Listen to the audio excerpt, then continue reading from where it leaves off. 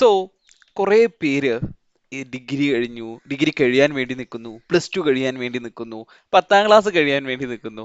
So ഇവരെല്ലാം consistent ആയിട്ട് കേൾക്കുന്ന ഒരു വേർഡാണ് ACCA. സാർ ACCA എന്ന് പറയുന്ന ഒരു ക്വാളിഫിക്കേഷൻ എടുത്തു കഴിഞ്ഞാൽ സാർ നല്ല സാലറി കിട്ടുമല്ലേ, സാർ ഭയങ്കര സെറ്റ് ലൈഫല്ലേ, ഓക്കെ. ആൻഡ് ഇപ്പൊ ലേറ്റസ്റ്റ് ആയിട്ട് ഞാൻ ഒരു ഗ്രൂപ്പ് ഓഫ് സ്റ്റുഡൻസിനെ കണ്ടു. ഒരു ആൾറെഡി ACCയിലോട്ട് ജോയിൻ ചെയ്ത് കഴിഞ്ഞിട്ടുണ്ട്, പക്ഷെ അവർക്ക് പല കാര്യങ്ങളും അറിയില്ല. ഓക്കെ, അപ്പൊ ഇവർക്ക് എല്ലാവർക്കും വേണ്ടിയിട്ടുള്ള ഒരു ഓവറാൾ കവർ ചെയ്യുന്ന ഒരു സെഷനാണ് നമ്മൾ ഇന്ന് കവറപ്പ് ചെയ്യാൻ പോകുന്നത്. Okay, ACCA orientation and ACCA കഴിഞ്ഞു കഴിഞ്ഞാൽ എന്തൊക്കെ ജോബ് കിട്ടും, ജോബ് ഇൻസൈറ്റ്സ്. ഓക്കെ, സോ ഇതിന് എന്ത് പേരിട്ട് വേണമെങ്കിലും വിളിക്കാം. So you can see that career catalyst. So എന്താണ് ACCA, what is ACCA?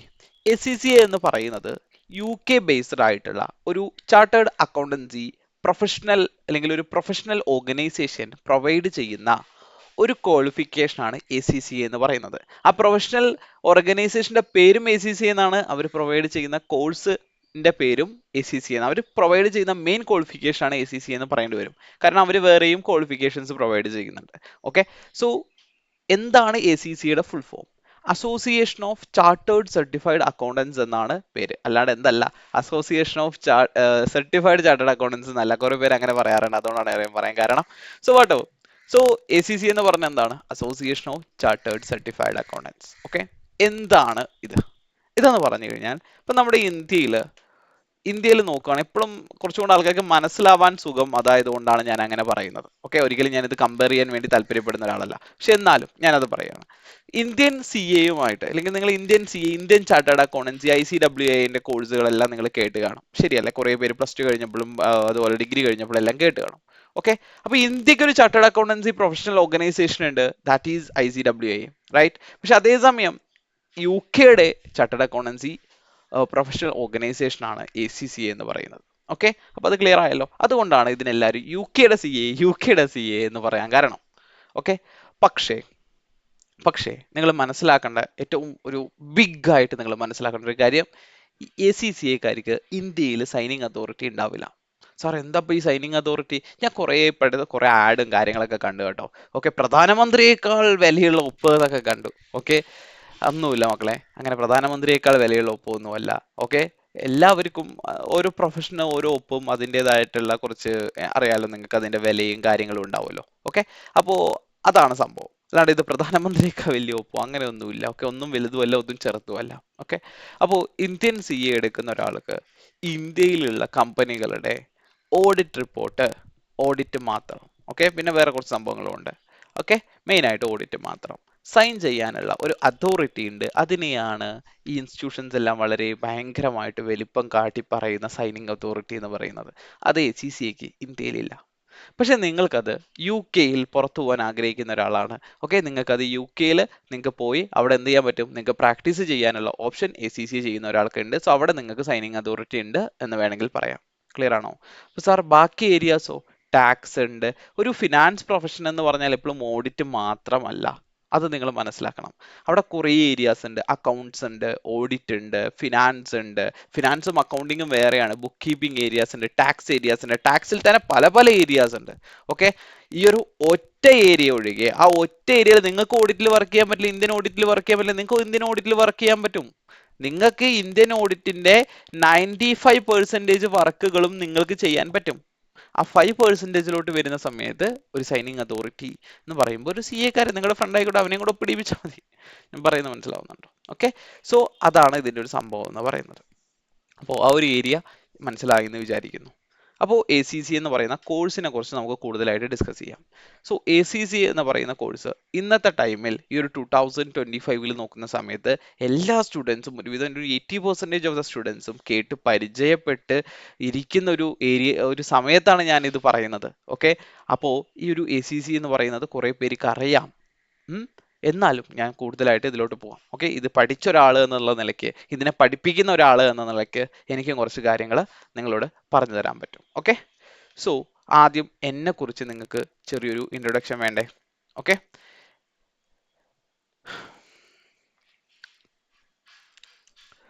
So എന്നെ കുറിച്ച് പറയുകയാണെങ്കിൽ, my name is Muhammad Ansar. ഞാനൊരു BBA ഗ്രാജുവേറ്റ് ആണ്. അത് കഴിഞ്ഞിട്ട് ഞാൻ ACCAയിലോട്ട് ജോയിൻ ചെയ്തൊരു വ്യക്തിയാണ്. ഇപ്പോൾ ACCA അഫിലിയേറ്റ് ആണ്. മെമ്പർ ആവും. ഓക്കെ, അപ്കമിങ് മന്ത്സിൽ ആവും. ആൻഡ് ക്യൂബിയോ പ്രോ അഡ്വൈസർ, ക്യൂബിയോ മീൻസ് ഒരു അക്കൗണ്ടിംഗ് സോഫ്റ്റ്വെയർ ആണ്, അതിന്റെ പ്രോ അഡ്വൈസർ സർട്ടിഫിക്കറ്റ് എടുത്തിട്ടുണ്ട്. ആൻഡ് കറന്റ് ഞാനിപ്പോൾ വർക്ക് ചെയ്യുന്നത് EY എന്ന് പറയുന്ന ഏർണസ്റ്റ് ആൻഡ് യങ് എന്ന് പറയുന്ന ബിഗ് ഫോർ കമ്പനീസ് ഒരു കമ്പനിയിലാണ് ഞാൻ വർക്ക് ചെയ്യുന്നത്. ആൻഡ് ഓൾസോ ഞാൻ ACCA പല പേപ്പറുകളുടെയും ഫാക്കൽറ്റി കൂടെയാണ്. ഓക്കെ, ഇൻസ്റ്റാഗ്രാം ആൻഡ് ലിങ്ക്ഡിൻ എല്ലാം നിങ്ങൾക്ക് ഇവിടെ അടിയിൽ കാണാവുന്നതാണ്. So you can go through that. Okay, and നമ്മുടെ മെയിൻ കണ്ടന്റ് ആയിട്ടുള്ള ACCA, ഓക്കെ, എന്തൊക്കെയാണ് നമ്മൾ ഈ ഒരു വെബിനാറിൽ നമ്മൾ കമ്പയർ ചെയ്യാൻ ലൈക്ക് ഡിസ്കസ് ചെയ്യാൻ പോകുന്നത്. ACCA എന്താ നമ്മൾ പറയും, ACCയുടെ അഡ്വാൻറ്റേജസ് എന്താന്ന് പറയും, കരിയേഴ്സ് എന്താന്ന് പറയും, അതുപോലെ തന്നെ എങ്ങനെയാണ് ഒരു ACCA കംപ്ലീറ്റ് ആവേണ്ടത് എന്ന് പറയും, എക്സാമിന്റെ ഡീറ്റെയിൽസ് പറയും, എക്സംഷൻസ് എന്ന് പറയുന്ന ഒരു സംഭവം ഉണ്ട് അത് പറയും, ആൻഡ് നിങ്ങൾ എവിടെയാണ് വർക്ക് ചെയ്യാൻ പോകുന്നതെന്ന് പറയും. ഇത്രയും കാര്യങ്ങളാണ്. ആൻഡ് ഫീസിന്റെ കാര്യം കൂടെ ഞാൻ ഇൻക്ലൂഡ് ചെയ്യാൻ ഉദ്ദേശിക്കുന്നുണ്ട്. അപ്പൊ ഇത്രയും കാര്യങ്ങളാണ് ഇതിൽ നമ്മൾ മെയിൻ ആയിട്ട് ഈ വെബിനാറിൽ കവർ ചെയ്യാൻ പോകുന്നത്. ഓക്കെ, സോ എന്താണ് ACCA എന്ന് ഞാൻ നിങ്ങൾക്ക് ഒരു ഐഡിയ തന്നു. എന്നാലും ACCA എന്ന് പറയുന്നത് association of chartered certified accountants എന്ന് പറയുന്ന ഒരു ഇന്റർനാഷണൽ അക്കൗണ്ടൻസി ബോഡി പ്രൊവൈഡ് ചെയ്യുന്ന ഒരു ക്വാളിഫിക്കേഷൻ ആണ്. സർ, അവരത് മാത്രമാണോ പ്രൊവൈഡ് ചെയ്യുന്നത്? നോ, അവർ ഡിപ്ലോമ IFRS എന്ന് പറയുന്ന ഒരു കോഴ്സ് പ്രൊവൈഡ് ചെയ്യുന്നുണ്ട്. ഞാനത് പഠിപ്പിക്കുന്നുണ്ട്, അതുകൊണ്ട് പറയാൻ കാരണം. അതുപോലെ തന്നെ വേറെയും കോഴ്സുകൾ അവർ പ്രൊവൈഡ് ചെയ്യുന്നുണ്ട്. അതിൽ പക്ഷേ ഏറ്റവും എന്താ പറയുക വാല്യൂ ഉള്ള ഒരു എന്താ പറയുക ഏറ്റവും അടിപൊളി ഒരു കോഴ്സ് അല്ലെങ്കിൽ ഒരു ക്വാളിഫിക്കേഷൻ ആയിട്ട് പറയാൻ പറ്റുന്നത് ആണ് ACCA ക്വാളിഫിക്കേഷൻ എന്ന് പറയുന്നത്. ഓക്കെ, ആൻഡ് ഇതിന്റെ കൂടെ എനിക്ക് പറയാനുള്ളത്, നിങ്ങളൊരു ACCA ഓക്കെ, അതില്ലെങ്കിൽ ആ ടൈമിൽ പറയാം. ഓക്കെ, അതായിരിക്കും ബെറ്റർ എന്ന് എനിക്ക് തോന്നുന്നു. ഓക്കെ, അത് നിങ്ങൾക്ക് ഇതിൽ പല ആൾക്കാരും ഇത് ആദ്യമായിട്ട് കേൾക്കുന്ന ആൾക്കാരുണ്ടെങ്കിൽ അവർക്ക് ഞാൻ ഇടയിൽ വെച്ച് പറഞ്ഞു കഴിഞ്ഞാൽ കൺഫ്യൂസ്ഡ് ആവും. സോ അതുകൊണ്ട് ഞാൻ പറയുന്നില്ല ഇപ്പോൾ. And ACCA qualification is recognized and treated in other countries being equivalent to their local qualification. Okay, അതായത് വേറെ രാജ്യങ്ങളിൽ, ഓക്കെ, വേറെ രാജ്യങ്ങളിലുള്ള ഡിഗ്രിയും അതുപോലെ തന്നെ MBA അല്ലെങ്കിൽ പോസ്റ്റ് ഗ്രാജുവേറ്റ് ഡിഗ്രിക്ക് ഈക്വൽ ആയിട്ട് ACCA കാണാറുണ്ട്. ഓക്കെ, അതാണ് പറയുന്നത്. ആൻഡ് എനിക്ക് അതൊന്നും അല്ല, ഈ ഒരു ഏരിയ നിങ്ങൾ നോക്കുക, നമുക്ക് ഏകദേശം 2,41,000 മെമ്പേഴ്സും 5,42,000 ഫ്യൂച്ചർ മെമ്പേഴ്സും, അതായത് അഫിലിയേറ്റ് ആയ ശേഷമാണ് മെമ്പർ ആവുക. സോ അഫിലിയേറ്റ്സിന്റെ കൗണ്ട് ആണ് ഇപ്പോൾ 5,00,000 അല്ലെങ്കിൽ പഠിക്കുന്നവരുടെ എല്ലാം കൂടെ കൂട്ടിയിട്ടാണ് 5,42,000. ആൻഡ് 178 കൺട്രീസിലാണ് ഇത്രയും ആൾക്കാർ പഠിക്കുന്നത്. ഓക്കെ, ഇത് ആക്ച്വലി കുറച്ച് പഴയ കണക്കാണ്, പുതിയ കണക്ക് അപ്ഡേറ്റ് ചെയ്തിട്ടില്ല. But it will be more than this, right അല്ലെ? അപ്പൊ തന്നെ നിങ്ങൾക്ക് ഇതിന്റെ ഒരു എന്താ പറയാ അത്രയും എത്ര ആൾക്കാർ പഠിക്കുന്നുണ്ട്, എത്ര ഓപ്പർച്യൂണിറ്റി ഉണ്ട് എന്നുള്ളത് നിങ്ങൾക്ക് ആലോചിക്കാവുന്നതേ ഉള്ളൂ. ഓക്കെ, ദെൻ ഏതൊക്കെ രാജ്യം അല്ലെങ്കിൽ അതിന്റെ അഡ്വാൻറ്റേജസ് അല്ലെ, രാജ്യങ്ങളുടെ കേസ് പറയുന്നതിന് മുന്നേ അഡ്വാൻറ്റേജസ് എന്തൊക്കെയാണെന്ന് പറയാം. അഡ്വാൻറ്റേജസ് എന്ന് പറയുന്നത് ഇതൊരു ഗ്ലോബലി അപ്രൂവ്ഡ് ആണ്. ഗ്ലോബലി അപ്രൂവ്ഡ് മീൻസ് കുറേ രാജ്യങ്ങളിൽ നിങ്ങൾ ACCA കാരനാണ് എന്ന് പറഞ്ഞു കഴിഞ്ഞാൽ നിങ്ങൾക്കൊരു വാല്യൂ ഉണ്ടായിരിക്കും. അതെങ്ങനെ സാർ ആ വാല്യൂ കിട്ടുന്നത്? അതിന് ഇതിന്റെ സിലബസിലോട്ടാണ് ശരിക്കും നോക്കേണ്ടത്. സിലബസിൽ നിങ്ങൾ പഠിക്കുന്ന മെയിൻ ആയിട്ട് നിങ്ങൾ പഠിക്കുന്ന ഒരു സംഭവം എന്ന് പറയുന്നത് ഒരു കമ്പനിയുടെ അക്കൗണ്ടിങ് എങ്ങനെ ചെയ്യണം എന്നുള്ളതാണ്. ഒരു പേപ്പർ അതാണ്, അക്കൗണ്ടിങ് എങ്ങനെ ചെയ്യണം എന്നുള്ളത്. ആ അക്കൗണ്ടിങ് എങ്ങനെ ചെയ്യണം എന്നുള്ളത് ഇന്റർനാഷണലി റെക്കഗ്നൈസ് അല്ലെങ്കിൽ രാജ്യങ്ങൾ മൊത്തം അല്ലെങ്കിൽ ലോകത്തിലുള്ള രാജ്യങ്ങളിലെ കൂടുതൽ രാജ്യങ്ങളും ഫോളോ ചെയ്യുന്ന അക്കൗണ്ടിങ് പ്രിൻസിപ്പിൾസ് ഉണ്ട്. അതാണ് നിങ്ങൾ ഈ കോഴ്സിൽ പഠിക്കുന്നത്. അതിനെ വിളിക്കുന്ന പേരാണ് ഇന്റർനാഷണൽ ഫിനാൻഷ്യൽ റിപ്പോർട്ടിംഗ് സ്റ്റാൻഡേർഡ്സുകൾ. ഓക്കെ, ഇന്റർനാഷണൽ അക്കൗണ്ടിങ് സ്റ്റാൻഡേർഡ്സ് എന്നൊക്കെ പറയും. ഓക്കെ, ഈ സ്റ്റാൻഡേർഡുകളാണ് നിങ്ങൾ ഇതിൽ പഠിക്കുന്നത്. അതുകൊണ്ടാണ് നിങ്ങൾക്ക് ഗ്ലോബലി എന്ത് കിട്ടാനുള്ള കാരണം, എന്താ പറയാ ഈ ഒരു റെക്കഗ്നീഷൻ കിട്ടാനുള്ള കാരണം. നിങ്ങൾ ഒരു രാജ്യത്തിന്റെ മാത്രമോ അല്ലെങ്കിൽ ഒരു സ്ഥലത്തിന്റെ മാത്രമോ അക്കൗണ്ടിങ് പോളിസീസ് അല്ല പഠിക്കുന്നത്. ഒരു എന്താ പറയാ ഒരു 170 അല്ലെങ്കിൽ 180 പരം രാജ്യങ്ങൾ ഫോളോ ചെയ്യുന്ന അക്കൗണ്ടിങ് പോളിസി. അപ്പോൾ എന്താ എന്താ അതിന്റെ ഗുണം? നിങ്ങൾക്ക് 150 രാജ്യങ്ങളിലും പോയി പണിയെടുക്കാം അല്ലെ? ശരിയല്ലേ? ചെറിയ ചെറിയ വ്യത്യാസങ്ങളൊക്കെ അങ്ങോട്ടും ഇങ്ങോട്ടും ഉണ്ടാവുമെങ്കിൽ പോലും മോസ്റ്റ് ഓഫ് ദ രാജ്യങ്ങളും ഫോളോ ചെയ്യുന്നത് ഈ ഒരു അക്കൗണ്ടിങ് പ്രിൻസിപ്പിൾ ആണ്. അതാണ് നിങ്ങൾ ACCA പഠിക്കുന്നത്. അതുകൊണ്ടാണ് നിങ്ങൾക്ക് ഇത് ഗ്ലോബലി അപ്രൂവ്ഡ് ആവുന്നത്. അതുകൊണ്ടാണ് നിങ്ങൾക്ക് work anywhere in the world, എവിടെ വേണമെങ്കിലും നിങ്ങൾക്ക് വർക്ക് ചെയ്യാൻ പറ്റുന്നത്. ഓക്കെ, അതുപോലെ തന്നെ ഒരു അക്കൗണ്ടിങ് ഫേം, ആ അക്കൗണ്ടിങ് ഫേമിൽ പല അക്കൗണ്ടൻസ് ഉണ്ടാവും. അവിടെ ACCA മാത്രം വേറിട്ട് നിൽക്കുന്നത്, മറ്റുള്ള ആൾക്കാരെല്ലാം മേ ബി അവിടെ വന്ന് പഠിച്ചവരായിരിക്കാം, അവർക്ക് അക്കൗണ്ടിങ് പ്രോപ്പർ ആയിട്ട് അറിയുന്നുണ്ടാവില്ല. പക്ഷേ ACCA അത് പ്രോപ്പർ ആയിട്ട് അക്കൗണ്ടിങ് പ്രിൻസിപ്പിൾസ് എങ്ങനെ അപ്ലൈ ചെയ്യണം, എവിടെ അപ്ലൈ ചെയ്യണം, അതിന്റെ വേറെ കാര്യങ്ങൾ എന്തൊക്കെയാണ് എന്നുള്ളത് വളരെ വ്യക്തമായിട്ടും ക്ലിയർ ആയിട്ട് നിങ്ങൾ പഠിക്കും. ഓക്കെ, അതുപോലെ തന്നെ പേ പാക്കേജിന്റെ കാര്യം പറയുമ്പോൾ പല ആൾക്കാരുടെയും മനസ്സിൽ ലഡു പൊട്ടിപ്പോ. സാർ 12 ലക്ഷം കിട്ടുന്ന കേട്ടിട്ടുണ്ട് സാർ, 20 ലക്ഷം കിട്ടുന്ന കേട്ടിട്ടുണ്ട് സാർ. ഓക്കെ, ഞാൻ അങ്ങനത്തെ ഒരു എന്താ പറയുന്നില്ല, അതൊരു ഫാൾസ് പ്രോമിസ് ആണെന്നും ഞാൻ പറയുന്നില്ല, എന്നാ എല്ലാവർക്കും അത് കിട്ടുമെന്നും ഞാൻ പറയുന്നില്ല. ഓക്കെ, ലൈക്ക് ഞാൻ ഇവിടെ വന്നിട്ടുള്ളത് സത്യം അല്ലെങ്കിൽ റിയാലിറ്റി നിങ്ങളോട് സംസാരിക്കാൻ വേണ്ടിയിട്ടാണ്. ഓക്കെ, അട്രാക്റ്റീവ് പേ പാക്കേജ് ആണോ? അതെ, അട്രാക്റ്റീവ് ആണ്. ഇന്ത്യയിൽ നിൽക്കുന്ന ഒരാൾക്ക്, ഓക്കെ, ഇന്ത്യയിൽ നിൽക്കുന്ന ഒരാൾക്ക് ഒരു സ്റ്റാർട്ടിംഗ് ആയിട്ട് ഞാൻ പറയുന്നു, മന്ത്ലി മിനിമം ഒരു 30,000 രൂപ അല്ലെങ്കിൽ 30 to 40 രൂപ നിങ്ങൾക്ക് കിട്ടും. That is 4 to 5 lakh per annum നിങ്ങൾക്ക് കിട്ടും. ഓക്കെ, ക്ലിയർ ആണോ? ഓക്കെ, ഒരു മീഡിയം സൈസ്ഡ് ഓർഗനൈസേഷനിൽ വർക്ക് ചെയ്യുമ്പോൾ. ഓക്കെ, ഇനി നിങ്ങൾ ചെറിയൊരു ഫേമിലെ വർക്ക് ചെയ്യുന്നെങ്കിൽ നിങ്ങളുടെ സാലറി കുറയാം. മനസ്സിലായോ? അതേസമയം നിങ്ങൾ ബിഗ് ഫോറിലോട്ട് പോകുന്ന സമയത്ത് നിങ്ങളുടെ സാലറി കൂടാം. പറയുന്നത് മനസ്സിലായോ? ഈ ഒരു സാലറി എന്ന് പറയുന്നത് ഈ ഒരു ക്വാളിഫിക്കേഷൻ എടുത്ത എല്ലാവർക്കും ഈക്വൽ ആയിരിക്കില്ല. പക്ഷെ ഞാൻ പറയുന്നത് ഒരു മിനിമം ഒരു 30 രൂപ കിട്ടുമായിരിക്കും ഒരു മീഡിയം സൈസ് ഫേമിൽ. പറയുന്നത് മനസ്സിലാവുന്നുണ്ടോ? സാർ മാക്സിമം എത്ര പോവാം? മാക്സിമം എത്രയും പോവാം. കാരണം ദുബായിൽ വർക്ക് ചെയ്യുന്ന എൻ്റെ പല ഫ്രണ്ട്സും ഉണ്ട്. അവർക്കൊക്കെ 2-3 ലക്ഷം കിട്ടുന്നവരുണ്ട്. ദുബായിലാണ്, ശ്രദ്ധിക്കണം. ഇനി ഇന്ത്യയിൽ വർക്ക് ചെയ്യുന്നവരുണ്ട്, അവർ 1-1.5 കിട്ടുന്ന ആൾക്കാരുണ്ട്.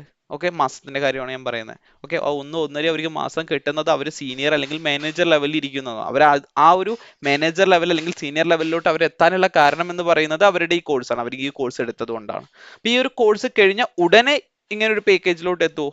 12 ലക്ഷം പെർ ആനും ഇല്ല. ദുബായിലാണെങ്കിൽ മേ ബി എത്തുമായിരിക്കും, അല്ലെങ്കിൽ പുറത്ത് ഏതെങ്കിലും കൺട്രിയിലാണെങ്കിൽ എത്തുമായിരിക്കും. പക്ഷേ ഇന്ത്യയുടെ കേസ് ഞാൻ സംസാരിക്കാം. നമ്മൾ ഇന്ത്യയിൽ നിന്നിട്ടാണ്, മലയാളമാണ് സംസാരിച്ചത്, ഇന്ത്യയിലുള്ള ഒരു സംസ്ഥാനത്ത് നിന്നിട്ടാണ് സംസാരിച്ചുകൊണ്ടിരിക്കുന്നത്, റൈറ്റ്? അപ്പൊ ഞാൻ ഇവിടെ ഈ ഒരു ഇത് കേൾക്കുന്ന ആൾക്കാർ കൂടുതലും മീഡിയം ആൾക്കാർ, അല്ലെങ്കിൽ എന്താ പറയാ, ഒരു മീഡിയം ഫാമിലിയിൽപ്പെട്ട ആൾക്കാരാണ്. അപ്പൊ അതുകൊണ്ട് ഞാൻ പറയുന്നു, ഇതിലെ മോസ്റ്റ് ഓഫ് ദ ആൾക്കാർക്കും ഈ ഒരു എമൗണ്ട് ആയിരിക്കും സ്റ്റാർട്ടിങ്ങിൽ കിട്ടാൻ പോകുന്നത്. ഓക്കെ, പിന്നീട് അവിടുന്ന് അങ്ങോട്ട് ഉള്ള നിങ്ങളുടെ ഗ്രോത്ത്, നിങ്ങളുടെ പാക്കേജിലായിക്കോട്ടെ, കരിയറിലായിക്കോട്ടെ, അവിടെ നിന്നുള്ള നിങ്ങളുടെ ഗ്രോത്ത് എന്ന് പറയുന്നത് നിങ്ങളുടെ സ്കില്ലും നോളേജും എക്സ്പീരിയൻസും ആൻഡ് ജോലിക്ക് കയറുമ്പോൾ സാലറി നെഗോഷിയേഷൻ എന്ന് പറയുന്ന ഒരു സംഭവമുണ്ട്. അതിനും അനുസരിച്ചിട്ടായിരിക്കും നിങ്ങൾക്ക് കിട്ടുന്ന സാലറി. ഓക്കെ, നിങ്ങളുടെ കൂട്ടുകാരൻ നന്നായിട്ട് നെഗോഷിയേറ്റ് ചെയ്തിട്ടുണ്ടെങ്കിൽ മേ ബി അവന് കുറച്ച് കൂടുതൽ സാലറി കിട്ടുമായിരിക്കും. പറയുന്നത് മനസ്സിലാവുന്നുണ്ടോ? ഓക്കെ, ബട്ട് മിനിമം ഒരു സാലറി നിങ്ങൾക്ക് കിട്ടിയല്ലോ. ഇത് ഞാൻ ഏറ്റവും കുറച്ച് പറഞ്ഞതൊന്നും അല്ല. ഓക്കെ, ഞാനൊരു ഇക്വിലിബ്രിയം പോയിന്റ് പറഞ്ഞതാ. ഒരു മീഡിയം സൈസ്ഡ് ഫേംസിൽ എത്ര കിട്ടും എന്നാണ് ഞാൻ പറഞ്ഞത്. ഓക്കെ സാർ, എനിക്ക് 10 ലക്ഷം കിട്ടി sir, it's good for you. Okay, എനിക്ക് ഒരു പ്രശ്നവുമില്ല, നല്ലതാണ്. ഓക്കെ, പക്ഷെ അത് എല്ലാവരുടെയും കേസ് അങ്ങനെയാണെന്ന് പറയരുത്. ഓക്കെ സാർ, എനിക്ക് 20,000 കിട്ടിയുള്ളൂ സാർ. വേറെ ഒന്നുമല്ല, നിങ്ങൾ വർക്ക് ചെയ്യുന്ന ഫേമിലോട്ട് നോക്കൂ, അവർക്ക് നിങ്ങളെ പേ ചെയ്യാനുള്ള അത്രയും കപ്പാസിറ്റി ഉണ്ടോ നോക്കൂ. പറയുന്നത് മനസ്സിലായോ? അത് കമ്പനികളുടെ കപ്പാസിറ്റി ഒക്കെ അനുസരിച്ചിട്ടാണ് ഈ പേയ്മെന്റ് വരുന്നത്. Okay, clear?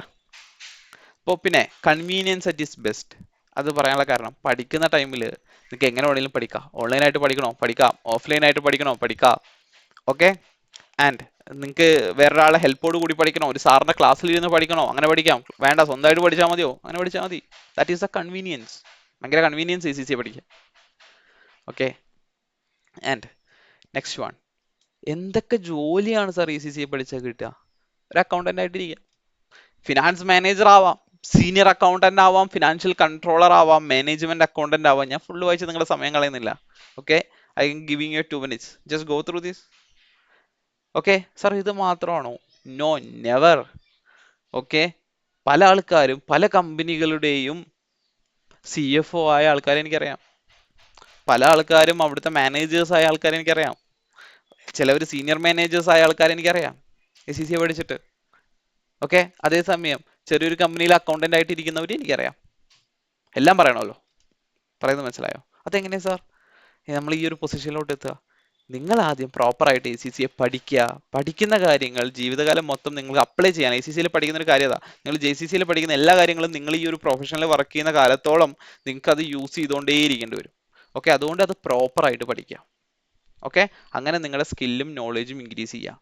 അങ്ങനെ നിങ്ങൾ നിങ്ങളുടെ സ്കില്ലും നോളേജും ഇൻക്രീസ് ചെയ്ത് കഴിഞ്ഞാൽ പ്രൊമോഷൻ കിട്ടും, കൂടുതൽ സാലറി കിട്ടും, ഒരു ഡിഗ്രിക്കാരനേക്കാളിലും മേ ബി സാലറി കിട്ടും. ഓക്കെ, ഒരു MCOMകാരനേക്കാളും സാലറി കിട്ടും. ഓക്കെ, നിങ്ങൾ അവരെക്കാളും കൂടുതൽ സ്കില്ല് കാണിക്കണം. Got it? യെസ്. ആൻഡ് എന്താണ് ഇതിൻ്റെ ഒരു സെറ്റപ്പ്? എങ്ങനെയാണ് ഇതൊരു പഠിക്കുക? ഇതിന് സത്യം പറഞ്ഞാൽ 4 ലെവൽസ് ആണുള്ളത്. ഓക്കെ, നിങ്ങൾ +2 കഴിഞ്ഞ് വരുന്നൊരു സ്റ്റുഡൻ്റ് ആണ് എന്ന് വിചാരിക്കുക. ഓക്കെ, അപ്പോൾ സാർ നേരത്തെ 10ാം ക്ലാസ് എന്ന് പറഞ്ഞിട്ടുണ്ടായിരുന്നു, അതിലോട്ട് ഞാൻ വരാം.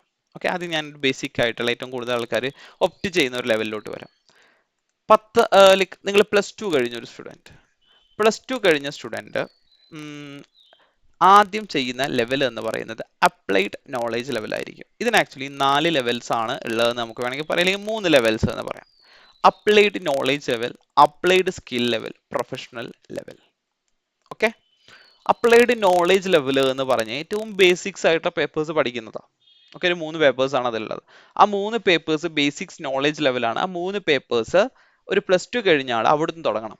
ആദ്യത്തെ പേപ്പറിൽ നിന്ന് തുടങ്ങണം. 13 പേപ്പറിൽ, സർ 13 പേപ്പർ ആണുള്ളൂ, ഞാൻ പറയും 14 പേപ്പർ ഉണ്ടെന്ന് ഞാൻ ചിലപ്പോൾ നിങ്ങളോട് പറയും. ഓക്കെ സർ, ഞങ്ങളോട് എല്ലാവരും 13 പേപ്പർ എന്ന് പറഞ്ഞോളൂ. എന്നാൽ ഞാൻ 13 പേപ്പർ എന്നേ പറയുന്നുള്ളൂ. എന്തുകൊണ്ടാന്ന് ഞാൻ പറഞ്ഞുതരാം കേട്ടോ. So just move with the 13 paper കൊണ്ട് മൂവ് ചെയ്യാം. ഓക്കെ, അതെന്താന്ന് ഞാൻ അടുത്തതിൽ പറഞ്ഞുതരാം.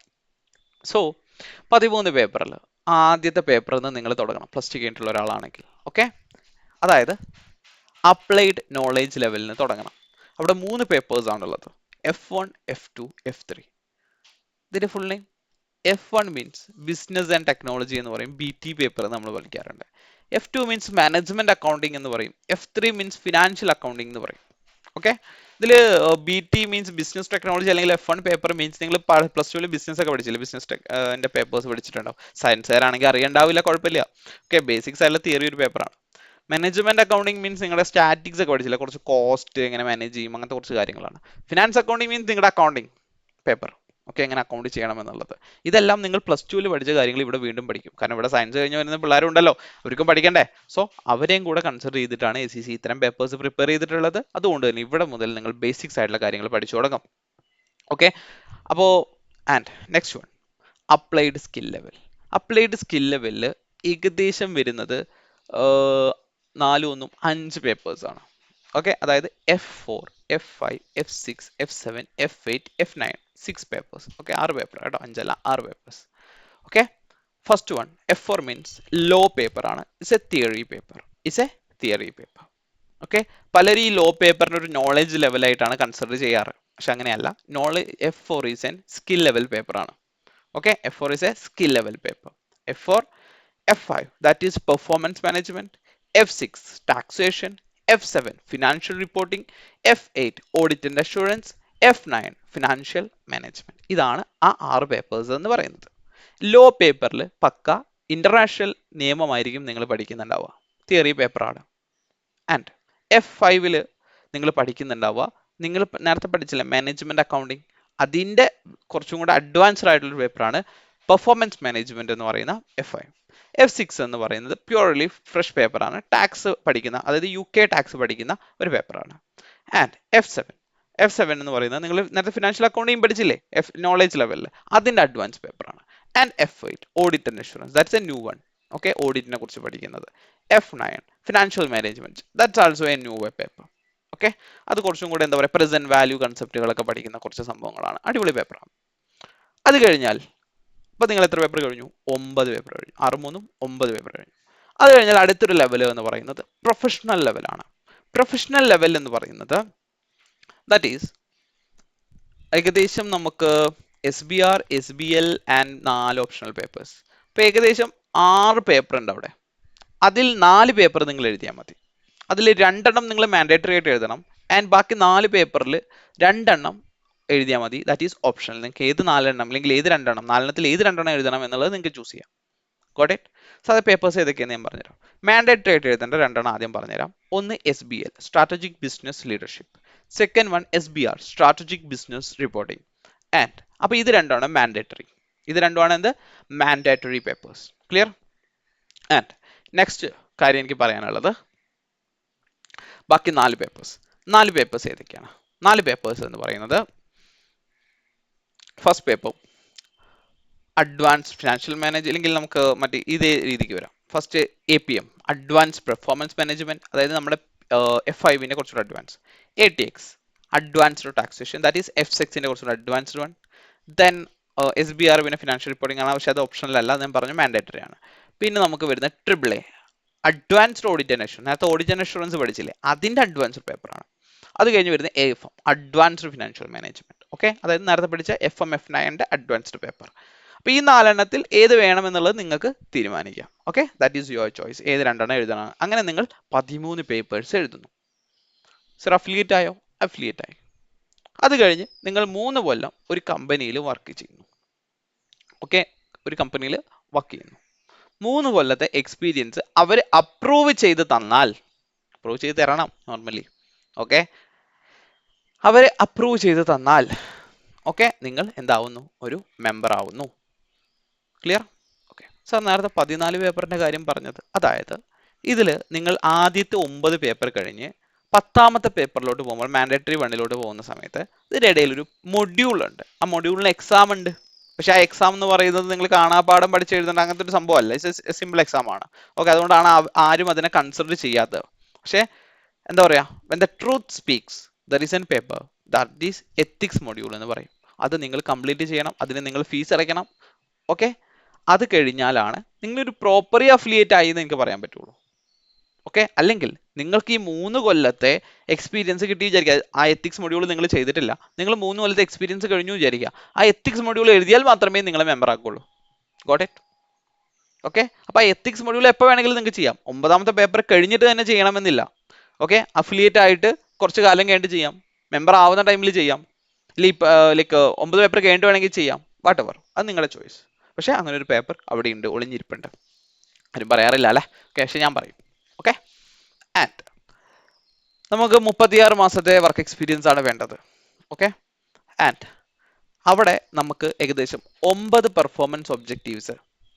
ഓക്കെ, എത്ര പെർഫോമൻസ് ഒബ്ജക്റ്റീവ്സ്? 9 performance objectives. നമുക്ക് കുറെ പെർഫോമൻസ് ഒബ്ജക്റ്റീവ്സ് ഉണ്ട്.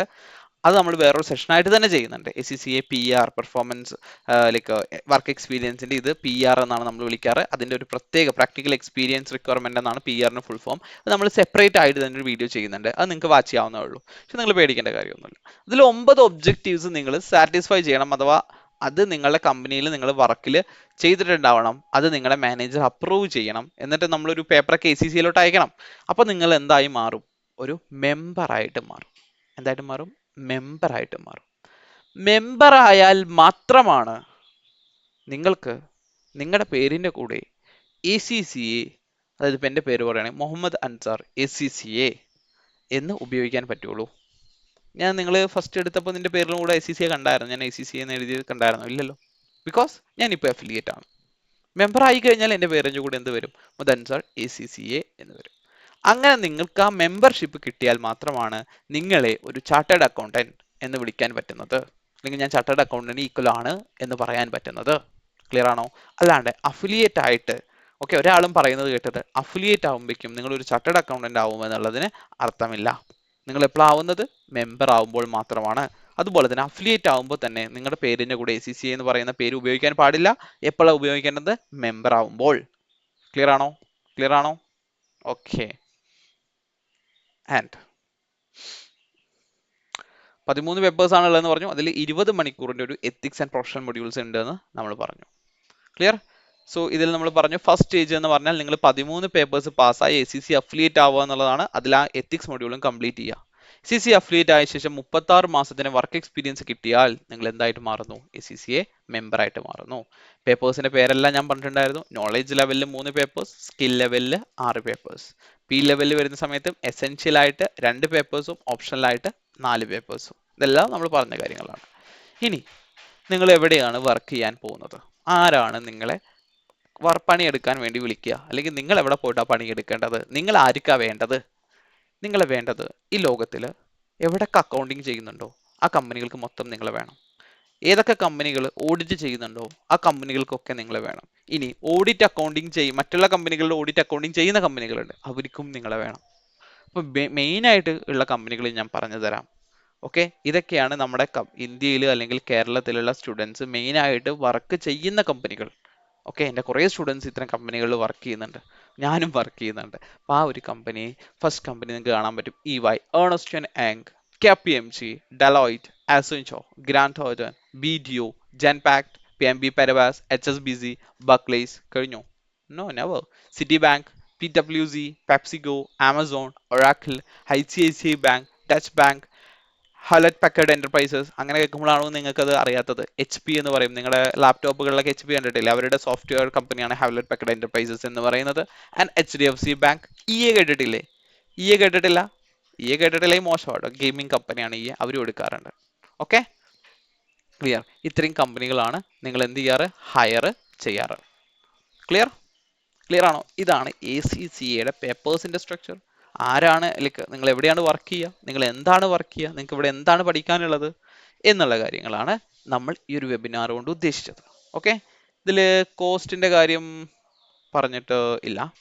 Okay, let me see. കോസ്റ്റിന്റെ ഒരു സ്ലൈഡ് ഉണ്ടായിരുന്നു, മിസ് ഔട്ട് ആയോ എന്നൊരു ഡൗട്ട്. യെസ്, മിസ് ഔട്ട് ആയതല്ല, ഞാൻ അത് ഹൈഡ് ചെയ്ത് വെച്ചേക്കുക. ഓക്കെ, സോ ഇതൊരു അപ്രോക്സിമേറ്റ് ആയിട്ടുള്ള ഒരു ഇത് മാത്രമാണ് കേട്ടോ. ഇത് വേരിയേഷൻ ഉണ്ടാവാം. ഓക്കെ, അപ്രോക്സിമേറ്റ് ആയിട്ടുള്ള ഒരു ഇതാണ്, ഇത് വേരിയേഷൻ ഉണ്ടാവാം. ഒരാൾ പുതിയതായിട്ട് വരുന്ന സമയത്ത് ഒരു ഇനീഷ്യൽ രജിസ്ട്രേഷൻ ചെയ്യേണ്ടതുണ്ട്. ഇനീഷ്യൽ രജിസ്ട്രേഷൻ ഏകദേശം 13 പൗണ്ട് ആണ് വരുന്നത്. Let me C. അതായത് നമുക്ക് എ സി സിയുടെ സൈറ്റ് എന്ന് പറയുന്ന ഒരു സാധനമുണ്ട്. ഓക്കെ, നിങ്ങൾക്ക് എന്ത് എ സി സിനെ കുറിച്ച് എന്തറിയാമെങ്കിലും നിങ്ങൾ A C C A global എന്ന് പറയുന്ന ഒരു സൈറ്റിൽ പോയാൽ മതി. ഓക്കെ, ഇതാണ് നമ്മുടെ എ സി സിയുടെ പുതിയ അപ്ഡേറ്റഡ് സൈറ്റ്. 2 ദിവസം മുന്നേ അപ്ഡേറ്റ് ചെയ്തോളൂ അവർ. Okay, new and updated site. Clear? 2 ദിവസം മുന്നേ അപ്ഡേറ്റ് ചെയ്തോളൂ. സോ ഇതിൽ അവർ ക്വാളിഫിക്കേഷൻസ് ഉണ്ട്. ക്ലിയർ? ഈ അവർ ക്വാളിഫിക്കേഷൻസിൽ നിങ്ങൾക്ക് അറിയാൻ പറ്റും എന്തിന് എ സി സി എടുക്കണം, എന്തൊക്കെ കരിയേഴ്സ് ഉണ്ട്, എന്തൊക്കെ സപ്പോർട്ട്സ് ഉണ്ട്, എന്തൊക്കെ നിങ്ങൾക്ക് എ സി സിനെ കുറിച്ച് അറിയാനുണ്ടോ അതെല്ലാം വളരെ വ്യക്തമായും ക്ലിയർ ആയിട്ട് ഇവിടെ ഉണ്ട്. ഓക്കെ സാർ, ഇതൊന്നും വായിച്ചിട്ട് ഞങ്ങൾക്ക് ഒന്നും മനസ്സിലാവുന്നില്ല. ഓക്കെ, ഡോണ്ട് വഴി, നിങ്ങൾക്ക് എൻ്റെ ഇൻസ്റ്റാഗ്രാം ഐ ഡി തന്നിട്ടുണ്ടല്ലോ, അതിൽ ജസ്റ്റ് ഒന്ന് DM ചെയ്താൽ മതി, ഞാൻ പറഞ്ഞുതരാൻ ഡൗട്ട് ഉള്ളത്. ക്ലിയർ? ദെൻ നിങ്ങൾക്ക് ഇതിന് വരുന്ന ഫീയും കാര്യങ്ങളും ഞാൻ പറഞ്ഞുതരാം കേട്ടോ. ഫീ and charges A C C A. കാരണം ഞാൻ അതിലിട്ട് പറഞ്ഞിരുന്നേക്കാൾ നല്ലത് നിങ്ങൾക്ക് എ സി സിയുടെ സൈറ്റ് എന്ന് പറഞ്ഞിരുന്നാലേ ഒരു ഐഡിയ കിട്ടുമല്ലോ. ജസ്റ്റ് ഇങ്ങനെ അടിച്ചു കൊടുത്താൽ മതി. ഇത് ഓരോ രാജ്യത്തും ഓരോ ഫീസാണ് വരുന്നത്. ഓക്കെ, അതുകൊണ്ട് നിങ്ങളുള്ള രാജ്യം നിങ്ങൾ കറക്റ്റായിട്ട് അടിച്ചു കൊടുക്കണം. ക്ലിയർ? ചിലപ്പോൾ ഇന്ത്യക്കാർ മലയാളികൾ എല്ലായിടത്തും ഉണ്ടല്ലോ, അതുകൊണ്ടാണ് ഞാൻ പറയാനുള്ള കാരണം കേട്ടോ. So A C C A ക്വാളിഫിക്കേഷനിലോട്ട് വരുന്ന ഒരു സ്റ്റുഡൻറ്റ് ആദ്യമായിട്ട് ഇനീഷ്യൽ രജിസ്ട്രേഷൻ അടയ്ക്കണം 30 പൗണ്ട്. അത് തന്നെയാണ് എൻ്റെ അവിടെ ഉണ്ടായിരുന്നത്. പിന്നെ എല്ലാ കൊല്ലവും നിങ്ങൾ എന്ന് എ സി സി എയിലോട്ട് ജോയിൻ ചെയ്തോ അന്ന് മുതൽ എല്ലാ കൊല്ലവും നിങ്ങൾ ആനുവൽ സബ്സ്ക്രിപ്ഷൻ അടച്ചിരിക്കണം. ആനുവൽ സബ്സ്ക്രിപ്ഷൻ 137 പൗണ്ട്സ് വരും. Okay, so pounds to Indian rupee. കാരണം ഓരോ ദിവസവും ഞാൻ ആ സ്ലൈഡ് ഉണ്ടാക്കുന്ന ദിവസത്തിലായിരിക്കില്ല ഇന്നത്തെ ഫീസ് എന്ന് പറയുന്നത്. സോ അതുകൊണ്ടാണ്. ഓക്കെ, സോ ഇനീഷ്യൽ രജിസ്ട്രേഷൻ നമുക്ക് 13 പൗണ്ട്സ് ആണ് വരുന്നത്. ദാറ്റ് മീൻസ് എത്ര രൂപ? 3333 രൂപ. ഇന്ന് ഏതാ ഡേറ്റ്? 23-ാം തീയതി 2025 മാർച്ച് മാസത്തിലാണ് ഞാൻ സംസാരിച്ചുകൊണ്ടിരിക്കുന്നത് കേട്ടോ. ഓക്കെ, ഇത് നാളെ ആകുമ്പോൾ മാറാം, അതാണല്ലോ എക്സ്ചേഞ്ച് റേറ്റ്. കാരണം നിങ്ങളെല്ലാം പേയ്മെന്റ് ചെയ്യുന്നത് ഈ പൗണ്ടിലായിരിക്കും, ഇന്ത്യൻ റുപ്പിയിലായിരിക്കില്ല. ഓക്കെ, പൗണ്ട് മാറത്തില്ല, പക്ഷെ ഇന്ത്യൻ റുപ്പി നിങ്ങൾ പൗണ്ടിന് വേണ്ടി കൊടുക്കേണ്ട ഇന്ത്യൻ റുപ്പിയിൽ ചേഞ്ചസ് വരും. ഓക്കെ, ആൻഡ് എല്ലാ കൊല്ലവും നിങ്ങൾ എന്ത് ചെയ്യണം? ആനുവൽ സബ്സ്ക്രിപ്ഷൻ ഫീസ് അടയ്ക്കണം. അത് നിങ്ങൾ ജീവിതകാലം മൊത്തം അടയ്ക്കണം, ഇയർലി അടയ്ക്കേണ്ടേ ഉള്ളൂ. That is 137. ദാറ്റ് ഈസ് ഏകദേശം 15-16 രൂപ റൗണ്ട് ചെയ്തോളൂ. ആൻഡ് അത് കഴിഞ്ഞ് കഴിഞ്ഞാൽ നിങ്ങളോട് ഞാൻ ഒരു കാര്യം പറയാൻ വിട്ടുപോയി. അതായത് ഇവിടെ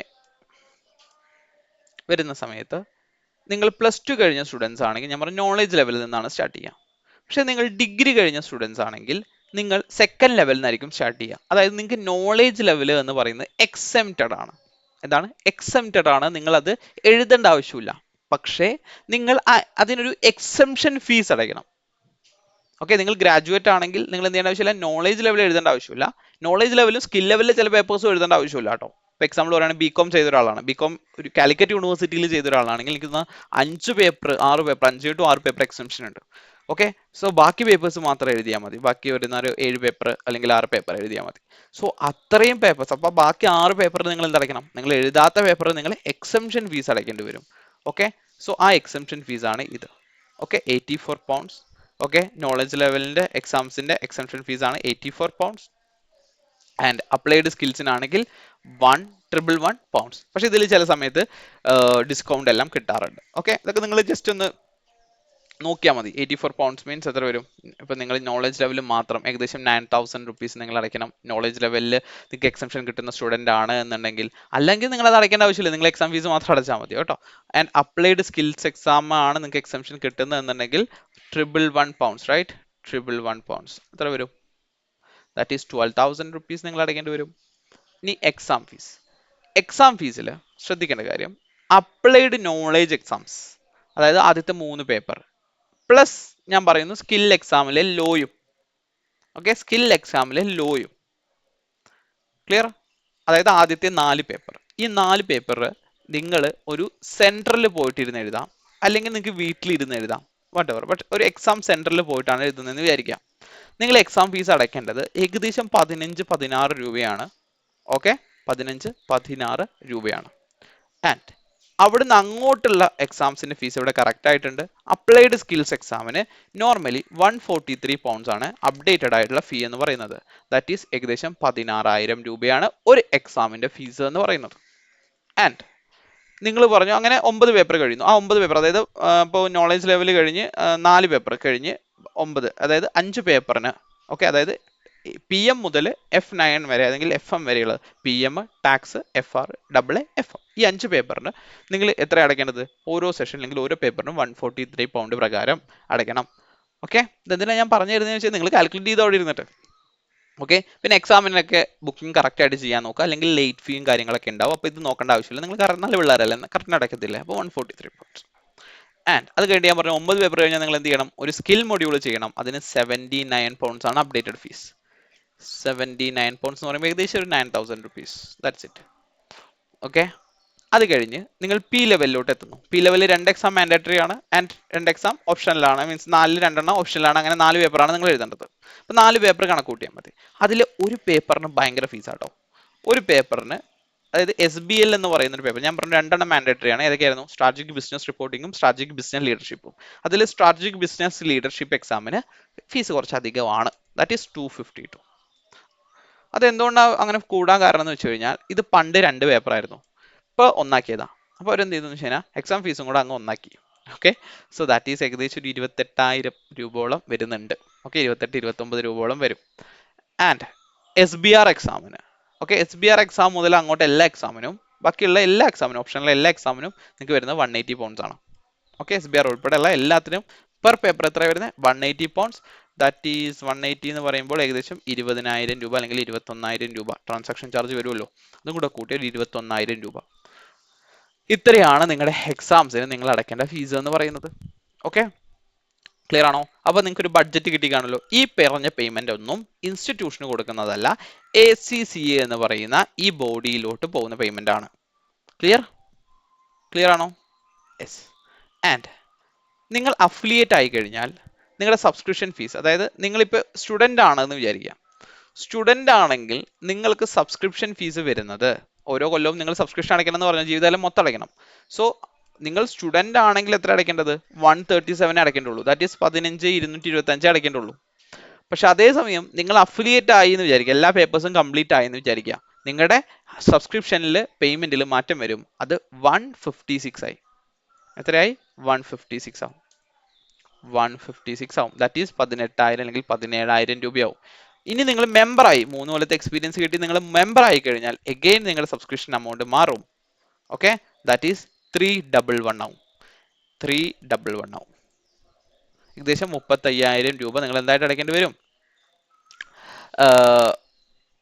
ഈ ഒരു ഫീസ് ആയിട്ട് അടയ്ക്കേണ്ടി വരും. സർ, ഇതിൽ ഡിസ്കൗണ്ട് അതുപോലെ തന്നെ EMI അങ്ങനത്തെ എന്തെങ്കിലും ഉണ്ടോ? ACC is very flexible.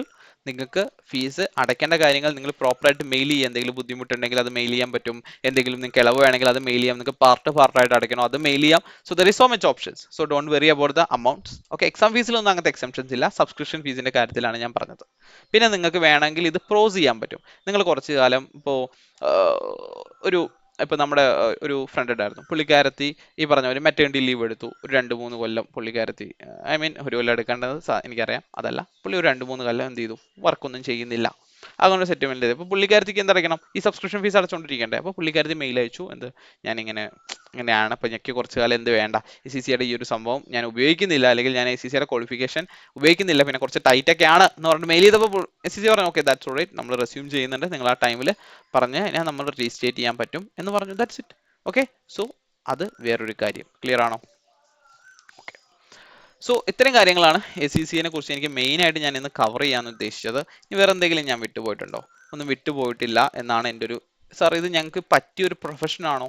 നിങ്ങൾ അത്യാവശ്യം പഠിക്കാൻ ഓക്കെ ആണ്, നിങ്ങൾ പഠിക്കാൻ റെഡിയാണ്, ഹാർഡ് വർക്ക് ഇടാൻ റെഡിയാണ്, അതുപോലെ തന്നെ നിങ്ങൾക്ക് പുറത്തു പോകാൻ താല്പര്യമുണ്ട്. ഓക്കെ, അതുപോലെ തന്നെ അപ്പൊ ഞാൻ ഈ പുറത്തു പോകാൻ താല്പര്യം ഉണ്ടെന്ന് പറയാനുള്ള കാരണം എന്താ പറയുക, ചില സ്റ്റുഡൻസ് അല്ലെങ്കിൽ ചില ആൾക്കാരെ ഞാൻ കണ്ടിട്ടുണ്ട്, അവർ അവരുടെ നാട്ടിൽ നിന്ന് പോകാൻ പോലും താല്പര്യം ഉണ്ടാവില്ല, അല്ലെങ്കിൽ അവരുടെ വീട്ടുകാരെ അവർ നാട്ടിൽ നിന്ന് പോലും പുറത്തോട്ട് വിടുന്ന പോലും ഉണ്ടാവില്ല. ഓക്കെ, അങ്ങനത്തെ ഒരു സിറ്റുവേഷൻ ആണ് നിങ്ങൾക്ക്. ഓക്കെ, അങ്ങനത്തെ ഒരു സിറ്റുവേഷൻ നടക്കില്ല. കാരണം നിങ്ങൾ ഈ ഒരു ക്വാളിഫിക്കേഷൻ എടുത്തു കഴിഞ്ഞാൽ അത്യാവശ്യം ഒരു മെട്രോപൊളിറ്റൻ സിറ്റിയിലോട്ടെങ്കിലും നിങ്ങൾ റീലൊക്കേറ്റ് ചെയ്യേണ്ടി വരും.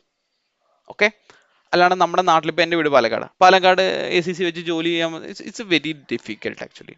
അതായത് വർക്ക് ഫ്രം ഹോം ഓപ്ഷൻസ് ഒക്കെ ഉണ്ടെങ്കിൽ പോലും ഒരു going to work from office options വളരെ കുറവാണ്. അതായത് ഓഫീസിൽ പോയിട്ട് ഇരുന്ന് വർക്ക് ചെയ്യുന്നത് വളരെ കുറവാണ്.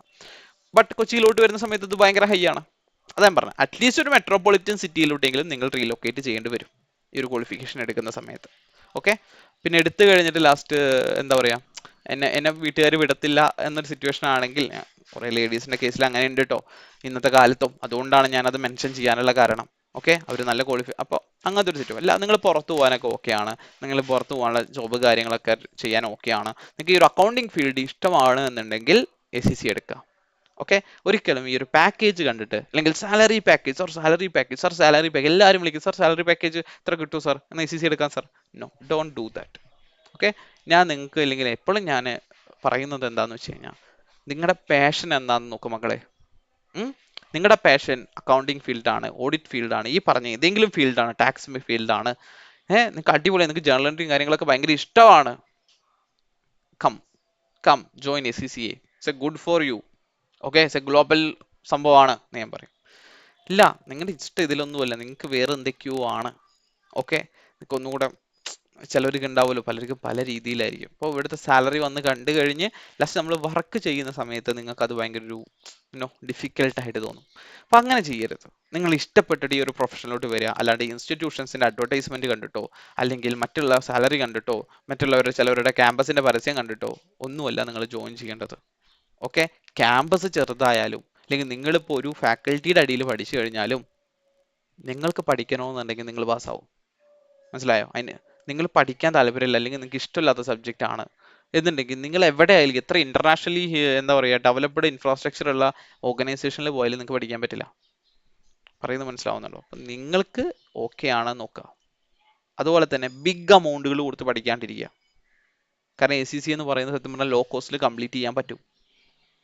ഓക്കെ, അല്ലാണ്ട് 5-6 ലക്ഷമൊക്കെ ചാർജ് ചെയ്യുന്ന ഇൻസ്റ്റിറ്റ്യൂഷൻസിൽ പോയിട്ട് പഠിക്കാൻ നിൽക്കണ്ട. എന്തിനാ അതിൻ്റെ ആവശ്യം? നല്ല ലോ പ്രൈസിൽ പുറത്ത് നല്ല ക്ലാസ്സുകൾക്ക് നിങ്ങൾ അവൈലബിൾ ആണ്. ഒക്കെ അറിയില്ലെങ്കിൽ ചോദിച്ചോ, നമ്മൾ പറഞ്ഞു തരാം. ഓക്കെ, അത്തരം ക്ലാസ്സുകൾ ചൂസ് ചെയ്യാം. ഓക്കെ, എന്നിട്ട് നന്നായിട്ട് പഠിക്കുക, നിങ്ങൾ എഫേർട്ട് ഇട്ട് പഠിക്കുക. ക്ലിയർ ആവുന്നുണ്ടോ?